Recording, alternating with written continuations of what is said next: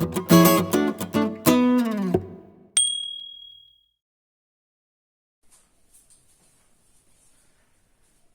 Welcome students once again. आज आप सबका बहुत बहुत धन्यवाद जो चैनल को 1K सब्सक्राइबर प्रोवाइड कराया आप लोगों ने। आई थिंक बीच में कुछ इश्यू होने के चलते हम वीडियो अपलोड नहीं कर पा रहे थे, बट अब फिर से एक नए सीरीज के साथ हम लोग अपनी स्टडी को आगे बढ़ाएंगे। 2020-21 में एग्जाम पर्पस से मैं एक सीरीज लेके आया हूं और उस सीरीज में आपको फिजिक्स के daily to daily video provide कराए जाएंगे, जिसमें फिजिक्स के इंपॉर्टेंट क्वेश्चंस जो एग्जाम में आ सकते हैं उसको आपको दिया जाएगा। तो जितने लोग चैनल पे जुड़ रहे हैं, मेरे वीडियो को ज्यादा से ज्यादा शेयर करिए उन स्टूडेंट तक जो बोर्ड एग्जाम्स में अपीयर हो रहे हैं, और ये जो उनका एग्जामिनेशन है उसमें ये जितने भी वीडियोस मैं आपको दूंगा फिजिक्स से रिलेटेड बहुत बेनिफिशियरी होंगे स्टूडेंट। तो कम समय में एक शॉर्ट टाइम में एक बेहतर प्रिपरेशन हो, इसके लिए मैं आपको वीडियो लेके आ रहा हूँ ये।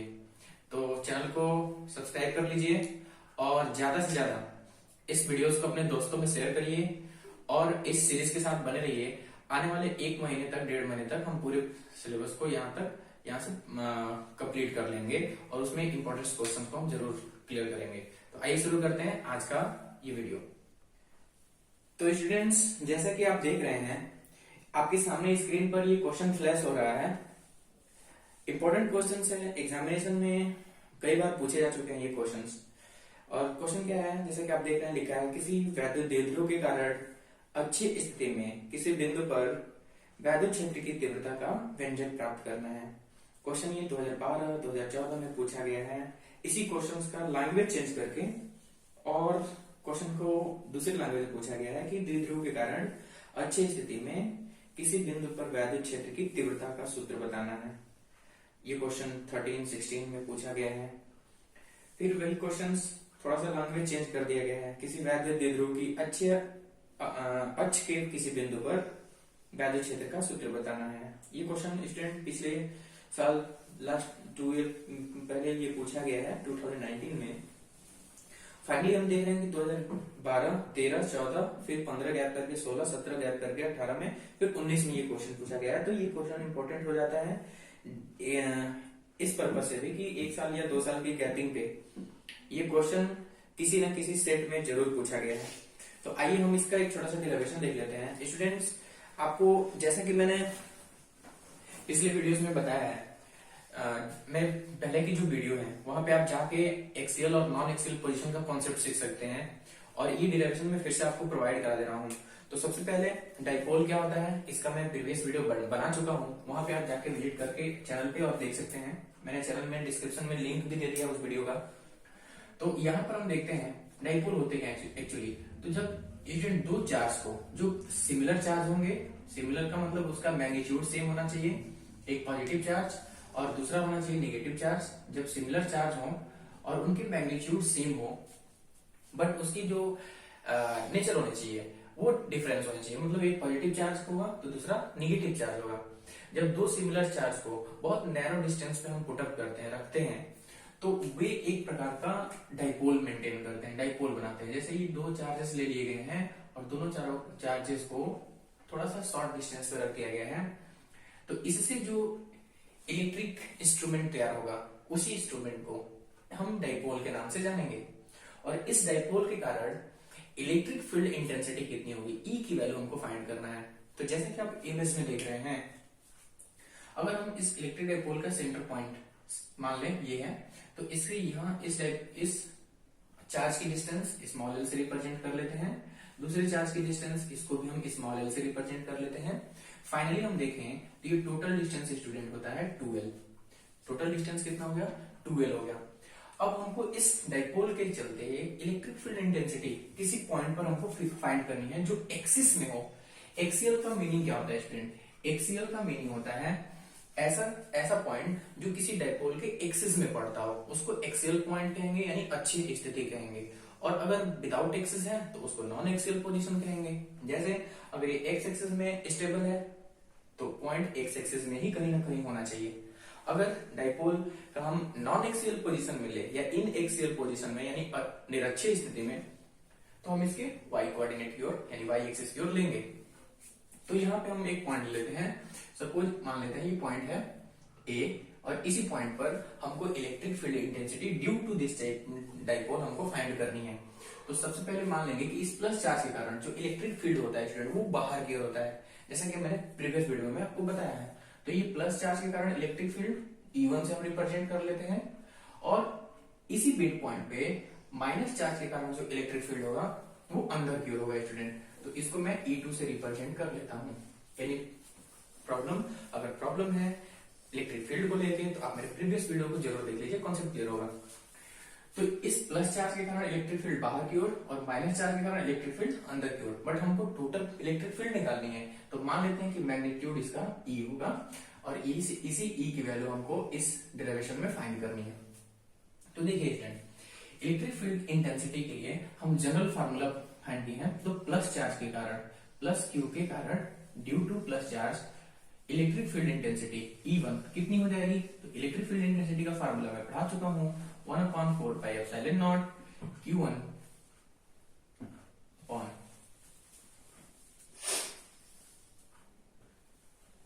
Upon R²। ये हम फार्मूला पढ़ चुके हैं, बट हमारे पास एक प्रॉब्लम है कि एक्चुअली चार्ज हमारे पास है कितना। तो प्लस Q चार्ज के कारण हम फाइंड कर रहे हैं, तो हम चार्ज की जगह पर प्लस Q रिप्रेजेंट कर लेते हैं।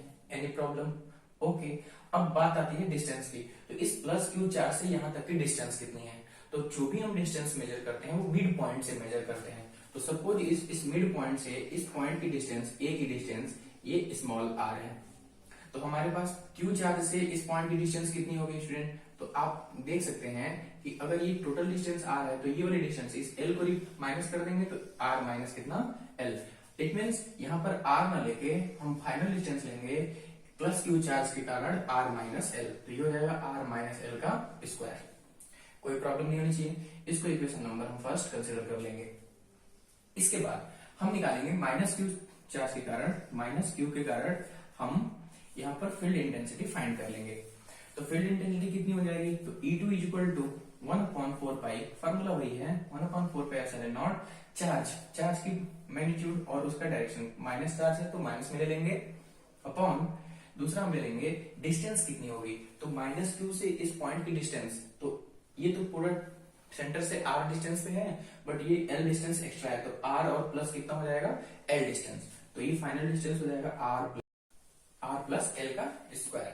अब इसके बाद हम इन दोनों इक्वेशंस को सॉल्व कर लेंगे। तो चलिए देखते हैं। फ्रॉम फर्स्ट एंड सेकंड हमको स्टूडेंट टोटल फील्ड इंटेंसिटी निकालनी है E की वैल्यू। तो E कहां से फाइंड होगा? तो E1 और E2 का सम को ही हम कहेंगे कैपिटल E। तो दोनों को जोड़ लेंगे। तो फाइनली देखते हैं capital E equal to from 1 and 2 यहाँ पर लिख लेंगे E equal to E1 plus E2। This implies E equal to E1 की वैल्यू हम ऑलरेडी लिख चुके हैं, तो 1/4πε0 into Q upon R minus L का स्क्वायर, और फिर प्लस दूसरा वैल्यू है 1/4πε0 minus Q upon R plus L का स्क्वायर। स्टूडेंट इसी इक्वेशन को सॉल्व कर देंगे तो we can find the value of E, और वही मेरा रिजल्ट होगा। तो आई थिंक ये डेरिवेशन आपको समझ में आया होगा। इस डेरिवेशन को हम अंत तक जरूर पहुंचाएंगे, बट फिलहाल आपको मैं बता दूं कि physics is very easy subject. अगर आप समझते हैं तो थोड़ा सा मेरे साथ जुड़े रहिए, बहुत अच्छा लगेगा आपको। स्टूडेंट हमारे लिए फिजिक्स में कैलकुलेशन मायने नहीं रखता है, कॉन्सेप्ट बहुत जरूरी होना चाहिए, आपको आना चाहिए। आप एक्चुअली इस डेरिवेशन को सॉल्व कर चुके हैं, इसके बाद तो हमको ओनली मैथमेटिकल प्रोसेस फॉलो करने हैं। बाकी जो इसका फिजिकल कॉन्सेप्ट था ये यहीं पे खत्म हो चुका है, और आप इस क्वेश्चन को बहुत आसानी से सॉल्व कर सकते हैं। आई थिंक आपको फिगर भी समझ में आया होगा, और ये दोनों कॉन्सेप्ट E1 कैसे निकाला गया है और E2 कैसे निकाला गया है, और फाइनल जो मैग्नीट्यूड है E की वैल्यू E1 प्लस E2 से हम आगे इसको हल कर देंगे। तो चलिए देखते हैं। तो E equal to normal mathematical concept है, आई थिंक ये 9th 10th के स्टैंडर्ड के बच्चे भी आसानी से इसको सॉल्व कर सकते हैं। तो दोनों को कॉमन कर सकते हैं, 1/4πε0। Q भी कॉमन है तो मैं Q को भी कॉमन कर लेता हूं, बचेगा 1/r माइनस L स्क्वायर, और प्लस और ये माइनस माइनस हो जाएगा 1/r+l²। अब इसको हम सॉल्व करेंगे तो साइड में कर देते हैं e इक्वल टू जो पार्ट कॉमन है उसको कॉमन करके लिख लेते हैं और इसको एलसीएम लेके हम सॉल्व करेंगे तो r माइनस एल का स्क्वायर और r प्लस एल का स्क्वायर और एलसीएम लेंगे तो r plus L square minus इसका इधर क्रॉस हो जाएगा तो r माइनस एल स्क्वायर।